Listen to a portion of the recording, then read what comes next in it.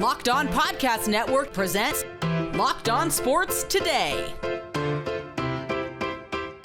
The New Orleans Saints went all in yet again this season. On Thursday night, the chips did not fall in their favor. Also, the Steelers might finish under 500 for the first time under Mike Tomlin. Plus, who is the NFL MVP? I'm Peter Bukowski, starting your day with the can't-miss stories and biggest debates in sports. You're Locked On Sports Today. Searching all major sports. Found. Let's start with the biggest story. You know the New Orleans Saints are always going to go all in. They did again this season. Derek Carr, the big offseason acquisition. On Thursday night, they had a chance to make it worth it in a huge matchup with NFC playoff implications. The LA Rams at SoFi Stadium, they get a 30-22 win over the New Orleans Saints, who fall to 7-8, now looking up at the Tampa Bay Buccaneers in the NFC South standings. Ross Jackson from Locked On Saints is at SoFi. He joins me now. And Ross, this is a Saints team who have been on a roller coaster ride so far this season. They're down on Thursday night. Where did this one go wrong? Oh, gosh, where do I start? So let's start with the offense. This New Orleans Saints offense, again, comes out flat early on. They have the ability to be able to move the ball, but an inability once they get beyond the 50-yard line to be able to punch it in. And again, they end up in a big-time deficit, 30-7 at one point, not being able to put points on the board. This game ended with the Saints scoring 22 points, but this is a classic tale of a score that's much closer than the game actually was. The New Orleans Saints didn't deserve 22 points in this one. They didn't deserve to lose by only 8 points, and for this one to be a single score loss. They deserve to lose by 30-7. The offense wasn't able to get things going. And again, with the defense, it's been the same story all season. Eye discipline. And when you're playing up against Sean McVay and that Los Angeles Rams offense, the eyes have to be disciplined, and tackling, or lack thereof, when it comes to the New Orleans Saints. Those three things, not being able to put points on the board, not being able to tackle, not being able to maintain your own discipline over on the defensive side, you're not going to win games that way. Yeah, and it took 15 fourth quarter points for the aesthetics of this one to look like they did. It also took an incredible catch from A.T. Perry with a defender draped all over him. The rookie made an unbelievable catch in this one. Could be something to build on, certainly for the New Orleans Saints moving forward here. So Ross, what is the path for the Saints here in the final 3 weeks of the season as they look forward to trying to salvage right now what is a 7-8 team? Yeah, look, the Saints had control of their own destiny. They no longer have that control. They're going to need some help. They need to hope that this weekend the Tampa Bay Buccaneers fall to the Jacksonville Jaguars. That's going to make a win and you're in situation for the New Orleans Saints. Very hard to feel confident about that, though. They should have continuously done this, string together a couple of wins and then fall flat on their face for a couple of losses. And so they've got a big time matchup against the Tampa Bay Buccaneers coming up in week 17 that could be for a playoff spot. The Atlanta Falcons right after that. So two big divisional games to wrap it all up. But those Tampa Bay Buccaneers put a whooping on the New Orleans Saints early on this season. They were dealing with injuries then. They're dealing with injuries now. It's hard to be confident about the team's path moving forward, but there is still a path for them to not only get to the playoffs, Peter, but win the division somehow. The NFC South we knew was going to end up like this, where like 8-9, 9-8, 10-7 was probably going to be the winner here. Doesn't that add pressure then to Dennis Allen in his situation, his circumstance, to say, if you can't win the division when 9-8 might win it, when are you going to win the division?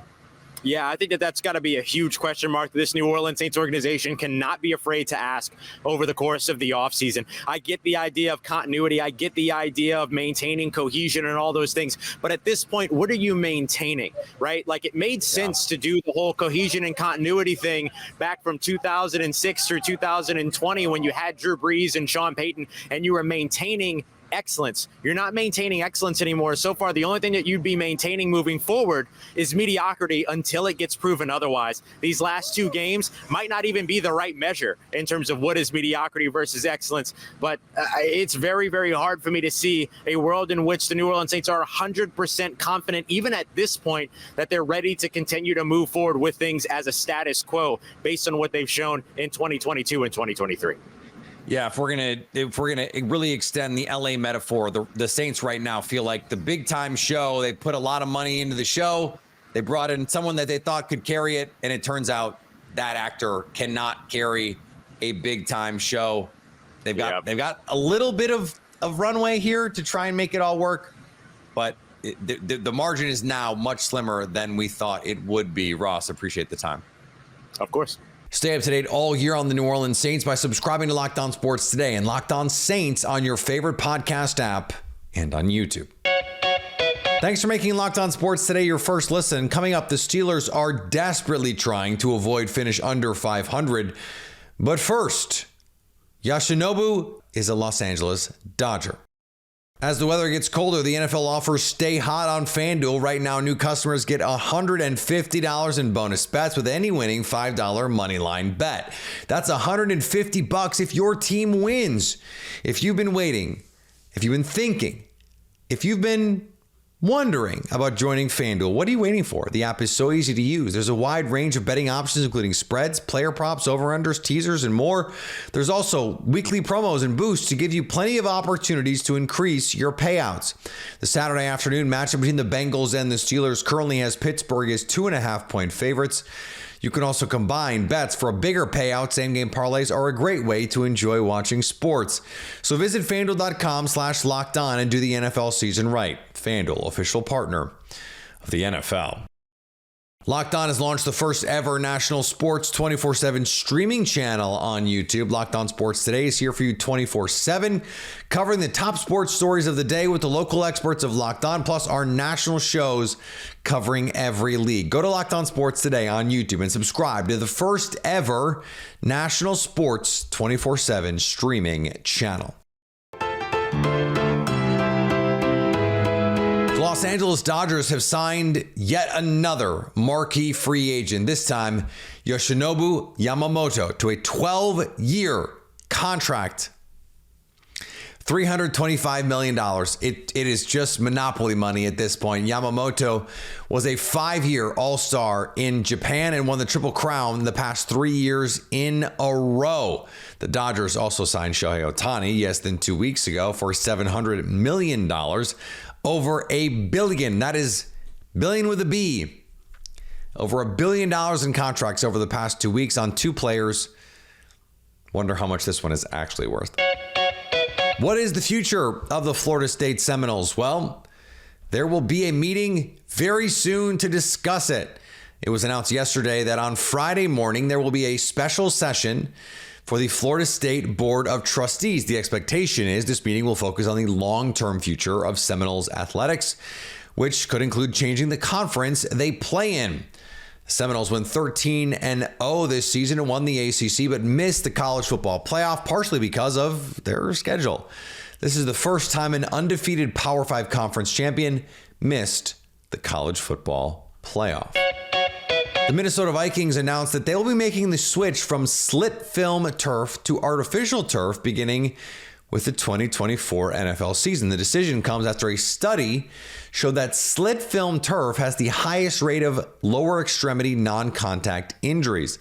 The hope is that more teams will make the change to artificial turf long term, and the NFL Players Union would actually rather see everyone be playing on grass.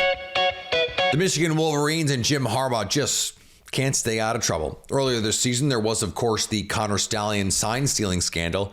Now the NCAA has notified Michigan that Harbaugh faces level 1 violations for not cooperating or for misleading NCAA investigators, while the university faces 4 level 2 violations, which are, as you might have guessed, less severe. Jim Harbaugh will do the thing that every college coach under these kinds of investigations does. He'll jump to the NFL. He'll make a great Bears coach. The Detroit Pistons are approaching history this season for all the wrong reasons. The Pistons lost their 25th straight game on Thursday night after losing 119-111 to the Utah Jazz and are now just one loss away from tying the NBA single-season losing record. The Pistons face the Nets on both Saturday and Tuesday nights. Vontaze Burfict's not going to be on the field in this one, but it is still a grudge match between the Pittsburgh Steelers and the Cincinnati Bengals as both teams try and position themselves in the AFC playoff race. And all of a sudden, we are running out of games for that to happen. Chris Carter from Locked On Steelers joins me now. And Chris, the problem for Pittsburgh is their backup quarterback has not been as good as the Cincinnati Bengals backup quarterback. How do they split the difference in this one? How do they try and make up some ground here? They got to win their two of their final three games, and one of those games needs to be the Bengals game, because the Steelers, like you said, they're up against it in the AFC. It's just a thick wild card race when you look at the standings over here. Two seeds, man. It's exactly. It is ridiculous right now. And the Steelers, it's so crazy. 3 weeks ago, they had back-to-back home games against two-win teams, and they were 7-4. Everyone's thinking, oh, they win those two games, they're tied with the Ravens. They're going to be pushing for the 1 seed, man. They have fallen flat on their face, losing 3 straight during that path. They went from a clear hold of the 5 seed with a chance to jump up into a division leader to now they're the 10th seed in the AFC playoffs. They're 7-7, and they have work to do. They have to hope to get some help from the Browns to beat down the Texans who are 8-6. They have to hope that the Colts lose a couple games now because they lost to the Colts. But the big thing, they have to beat the Bengals. If they lose to the Bengals, they're still technically in the race, but their percentages drop to like less than 5. So they need to win this game and then at least win one more game for a chance at the playoffs. So it's a dire situation. Bengals also in dire straits. If they win this game, they still have a 50-50 shot. But if they lose this game, they drop to less than like 12%. I just want you to answer me this as honestly as you can, Chris. Okay. Did Mike Tomlin install Mason Rudolph as the quarterback for a Christmas weekend game specifically for the Rudolph the Red-Nosed Reindeer memes? Be honest, please. I actually made this joke. Listen, if anyone follows me on Twitter at Carter Critiques, I Yoshi bonk people for bad jokes. And I warn people, all Rudolph jokes will get you Yoshi bonked on Twitter on Saturday night if you're tweeting out Mason Rudolph jokes 2 days before Christmas. Listen, part of this is because Mitch Trubisky was just that bad. And they tried to give him every chance. Bad. Oh, Peter, listen, the Patriots game, that's a tough defense on a short week and a lot of bad, and the offense had already been bad. That was tough to ask. But the Colts game was inexcusable. And so that's why Mason Rudolph's going in there, because they're like, look, Mitch, we done tried. Mitch looked defeated. If you could have seen his face after the Colts game, it was just like, hey, man, I'm trying my best, and it just ain't enough. So Mason Rudolph, he'll go in, and it doesn't need to just be him. The run game has to be better. The offensive line hasn't been blocking well, and they need somebody to step on offense as a leader, even if they're not a super playmaker, but they need a voice to be like, hey, not this week. This week, we're getting it done, at least to get one game. You get that one win, you can then refocus, circle the wagons, and say, okay, let's get focused and finish strong. But they've just been sliding ever since that Cardinals loss, and they need to stop it, or Mike Tomlin will have his first ever losing season in 16, 17 years. It's crazy. Yeah, and speaking of Mike Tomlin, I'm so glad you brought him up, because all of a sudden this week, you started to hear the whispers like, I don't know. Is it time for this just to move into a different phase? And it seems like the pressure for the first time in really a long time, Chris, is on Mike Tomlin to perform in a way that we just haven't seen over the course of his tenure in Pittsburgh, really since Ben Roethlisberger was around. Yeah, I mean, that's the thing, is that the Steelers have been up against the wall before, where they've been in a position where a season can completely unravel and they'd have a losing season and they'd fall completely apart. And every time under Mike Tomlin's tenure, they have responded to at least get to 8-8, 9-7, 9-8 around there. And sometimes even to like 11-5. You go back to like 2016 when they rallied that year to finish strong. That was supposed to happen after the Cardinals game and after the Patriots game. But now you're talking about 3 straight losses, and that's a big problem. Now, I'll say this. I personally, as a person who covers the Steelers, watches the Steelers and talks to people around the organization, I don't think he's necessarily on the hot seat right now. I think even if they were to lose out this year, he has one more year left on his contract. I think the Rooneys respect him for all the things, and they recognize, listen, Pittsburgh is down to their sixth safety. Like, everyone's dealing with injuries, but legitimately, Patrick Peterson moved from corner to safety, and they brought a guy off special teams to play safety next to him because Minkah Fitzpatrick, DeMonte Casey, Keanu Neal, Elijah Riley, and Trenton Thompson are all probably not. Four of them are not going to play this game. One of them might play if he's lucky. So they are up against it right now at the safety position, and they recognize, like, hey, there's a lot of injuries to go around right now for the Steelers. So, and Mike Tomlin, you're allowed one bad year. If he doesn't follow up next year, that'll be the statement. And I think what's going to happen is at the end of the season, you're going to see a cleaning house of all the under coaches, all the position coaches and coordinators, and they're going to revamp with that. And if they don't see progress next year, then Mike Tomlin might be out of town. But I think the rumblings have been there for a lot of people in Pittsburgh. There's a lot of people in Pittsburgh that have wanted Mike Tomlin gone for over a decade. Ever since he lost the Super Bowl to the Packers, they think, oh, he's terrible. He's a terrible coach. The Steelers are smart enough to recognize that, like, hey, this guy does a great job preparing the team. We haven't had the best talent at times, and that's been kind of the result. But without Mike Tomlin, this team probably would have seen a couple 4-6 win seasons over the past 4 or 5 years with the talent level that they had. So I think regardless of how this game plays in the next 2 games, Mike Tomlin will be back next year. But especially if they fall apart and they lose out and they have a losing season at the end of this season, next year will be the year where he needs to prove it or else. Stay up to date all year on the Pittsburgh Steelers by subscribing to Locked On Sports Today and Locked On Steelers on your favorite podcast app and on YouTube. Coming up, Brock Purdy, Christian McCaffrey, Lamar Jackson. Who is the NFL MVP? The Baltimore Ravens are 11-3 and the number 1 seed in the AFC. The San Francisco 49ers are 11-3 and the number 1 seed in the NFC. The two teams will face off on Christmas Day on Monday Night Football in a game that can decide who the best team in the NFL is. Well, until the Super Bowl, of course. But it could also be the key in deciding who the MVP will be this season. What makes Lamar Jackson the MVP of the league this year? Well, here's my thing with it, Brian. I think when you talk about the 3 words, right, most valuable player, and what that means, I think when you look at the award as it has been perceived, whether it's in national media or whatnot, you look at the box score stats, right? And in passing yards and passing touchdowns, obviously Brock Purdy has that advantage and it's not really close, right? He's had that. But my thing is teams that throw the football more versus teams that throw the football less. Obviously, the teams that throw it more are going to have more passing yards. And I'm not trying to take away from anything that Brock has done this season. I actually am a very big Brock Purdy guy. But I think with the 49ers roster, I think all the questions in the offseason where we know this roster is insane. The 49ers roster is deep everywhere, but can they just get the quarterback? If they can get the quarterback right, that guy can take them to where they need to go. With Lamar, I think if you take him off of the Ravens versus if you take Brock off of the 49ers, I think there is a steeper drop-off, a much steeper drop-off if you take Lamar off of the Ravens. And I think the Ravens did a pretty good job of surrounding Lamar. They brought in Zay Flowers and Noah Beckham. But I think when you talk about most valuable player, I've been saying it for years now. It's not only this year. I think Lamar is the most valuable player in the league in terms of what the ceiling and floor is when he's on the team versus when the ceiling and floor is when he's off the field or off the team. So to me, I think that you also have to look at eye test. You also have to look at the value of that player. There are a bunch of things that go into it, but I think what's going to really matter is the head-to-head record. And we saw it in the NBA last year, right? Nikola Jokic, Joel Embiid. Embiid beats Jokic in Philly and then doesn't play in Denver. I think that had a really big impact on the award.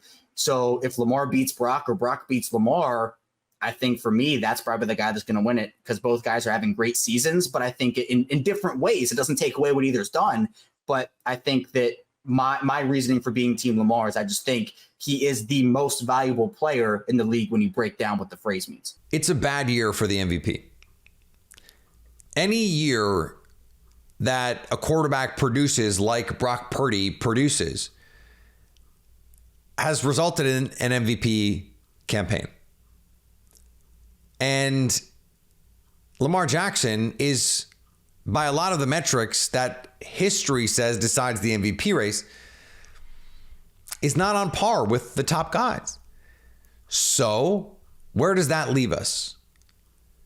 It leaves us wondering why Brock Purdy is producing the way that he is when Jimmy Garoppolo, who seemed to be a fine shepherd for the Shanahan offense, never produce like Brock Purdy. In fact, Brock Purdy is producing like he's Aaron Rodgers in his prime, even though anytime we look at the play and we go, well, he's not doing the things that Aaron Rodgers did. He's not doing the things that Patrick Mahomes can do, or Josh Allen, or Lamar Jackson, for that matter.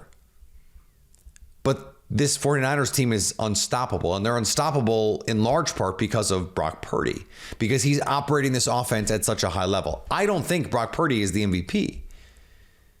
I don't think he is the most valuable player in the NFL. That's not always the same thing. But in this case, it's definitely not the same thing. The problem is Patrick Mahomes, that Chiefs team, they don't look like the Patrick Mahomes teams that we've seen win Super Bowls and Patrick Mahomes win MVPs. So that leaves us in a situation where this is just not a good MVP season, where whoever wins the MVP, we're going to go, that's a weird MVP. Did they really deserve to win that MVP? If you go back to 2015, when Cam Newton was unbelievable, Cam Newton, ironically, is the case for Lamar Jackson, that Cam Newton season. But when we look at this season and you go, who was the story of that season? Right now, it's hard to argue that it's not Brock Purdy, even though anyone who has watched the NFL goes, that's not the best quarterback in the NFL, much less the most valuable player. Sometimes that stuff doesn't matter. And finally, snip, snap, snip, snap, snip, snap. Four-star defensive end Armando Blunt committed to Mario Cristobal and the Miami Hurricanes on September the 14th. On October 22nd, he flipped from Miami to the undefeated Florida State Seminoles and Mike Norvell. On Wednesday, Blunt once again flipped Florida State to, you guessed it, the Miami Hurricanes. This is the college athletic world we live in now. Locked On has launched the first ever national sports 24/7 streaming channel on YouTube. Locked On Sports Today is here for you 24/7, covering the top sports stories of the day with the local experts of Locked On, plus our national shows covering every league. Go to Locked On Sports Today on YouTube and subscribe to the first ever national sports 24/7 streaming channel. Coming up on the next Locked On Sports Today, with just 2 weeks left in the NFL season and limited playoff spots, who's in and who's out. So at least until tomorrow, stay locked on sports today. Locked On Podcast Network presents Locked On Sports Today. For more episodes of Locked On Sports Today, go to our video on demand. Click on sports at the top of your screen. There, you'll find past episodes of Locked On Sports Today, plus other Locked On shows on demand.